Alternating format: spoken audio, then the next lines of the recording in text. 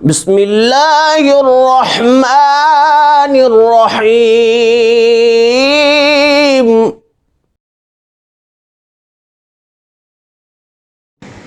بسم اللہ والصلاة والسلام علی رسول اللہ وعلی آلہ واصحابہ اجمعین۔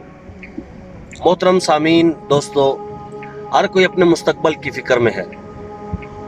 ہر کوئی چاہتا ہے میرے پاس بینک بیلنس ہو، گاڑیاں ہوں، مکان ہوں، میرے پاس اچھے کھانے کے لیے خوردونوش کے سامان ہوں، دولت ہو، دھن ہو، دنیا ہو، سب کچھ ہو، لیکن یاد رکھیں یہ سب دھرے کا دھرا رہ جائے گا۔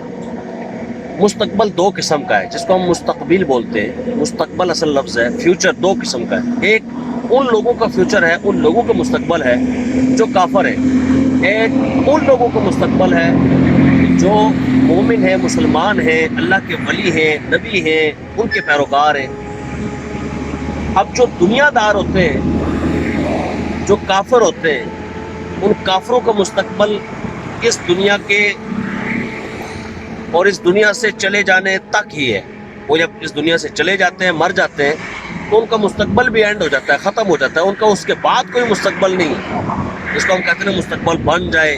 اب مستقبل بن جائے کیا ہوتا ہے؟ یہ میرا بیٹا ہے، میں اس کو پڑھا رہا ہوں تاکہ اس کا مستقبل بن جائے۔ کیا مطلب؟ لوگ کہتے ہیں بھئی یہ اچھی نوکری اس کو مل جائے، اچھی جاب مل جائے، اچھا کاروبار اور کام کاج شروع ہو جائے، مال و دولت اس کے پاس آنا شروع ہو جائے تاکہ ذرا خوشحال ہو جائے، کھانا پینا اچھا ہو، رہن سہن اچھا ہو، ذرا خوشحال ہو جائے۔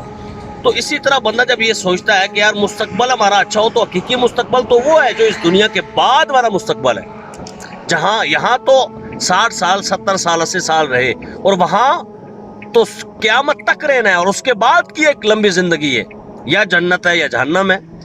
تو مستقبل یا کافروں کا ہے اور مومنوں کا ہے۔ تو کافروں کا مستقبل تو مرنے کے بعد ختم ہے، اور مومنوں کا، اللہ کے نبیوں کا، نبیوں کے پیروکاروں کا، ولیوں کے پیروکاروں کا، مسلمانوں کا جو مستقبل ہے، اصل میں وہ اس دنیا سے جانے کے بعد سٹارٹ ہوتا ہے، شروع ہوتا ہے۔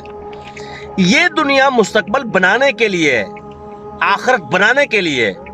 میں سمجھتا ہوں آج جو عقائد پر کاربند رہا، سچے سچے اہل سنت کے عقائد پر مضبوط رہا، اور وہ ایک لمحہ بھی ادھر ادھر نہ ہوا، تو اس کی آخرت سنور جائے گی، اس کا مستقبل بن جائے گا۔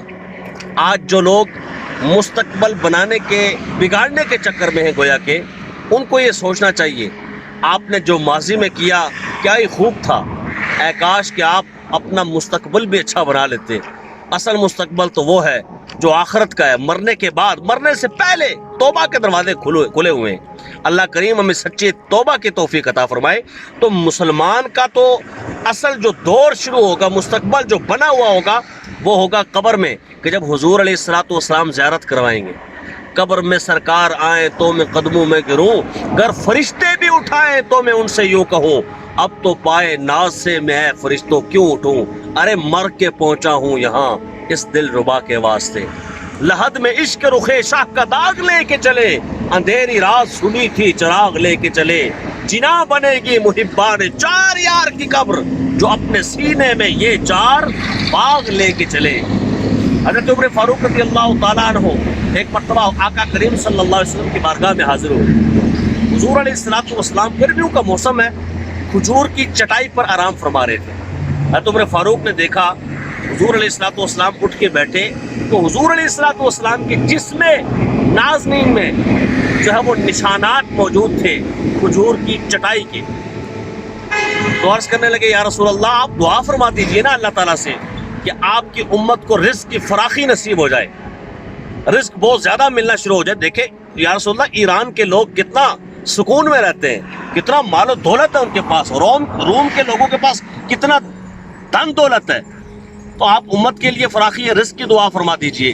حضور نے فرمایا عمر، کیا تجھے معلوم نہیں کہ اللہ نے ان کو دنیا دی ہے؟ الا ترضى اما ترضى ان تكون لهم الدنيا ولنا الاخرہ۔